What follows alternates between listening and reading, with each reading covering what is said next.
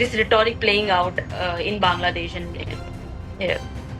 This is again a typical, fallout of that rhetoric that Bangladesh is so prone to do. And as I said, water has been always an emotive issue. So every time there's a flood in a lower riparian state, we've seen the upper riparian state gets, faltered, and all kinds of allegations come in. See, look at that. I mean, while I'm not saying that Bangladesh hasn't been deeply affected, but look at what has happened in Tripura. I mean, last I checked early in the day was that about 40,000 have been moved into, relief camps. Many have died in this particular, and of course, the dam they're talking about is, I think, about more than 120 kilometers away. And if Tripura itself is so affected, and the entire state government and central machinery is trying to address that, it is again a natural flow of water that has happened, right? And why would, I mean, I can't understand this reason that why would India deliberately do something like this?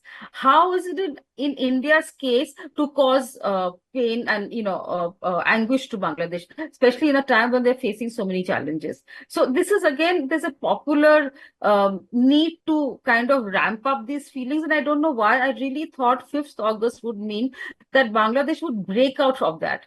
That every time there's a kind of a distraction that you require, you would use India. Every time, you want to not look at your own internal problems. So while there is, of course, a system where India is constantly sharing information about weather changes and all of that, I'm also sure that Bangladesh also has a Met department, right? And they would have been, given the fact that two of us are such friendly partners, I'm sure there has been exchange of information and, flow of whatever data and everything that is part of the protocol in place.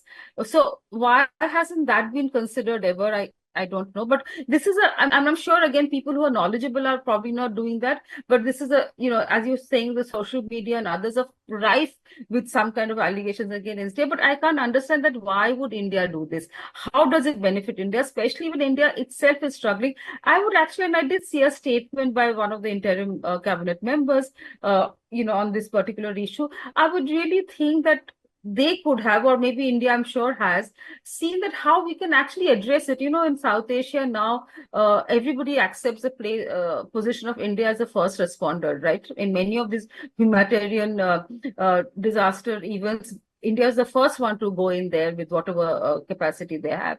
And I'm sure if required, India would definitely do that for Bangladesh. It's a close partner.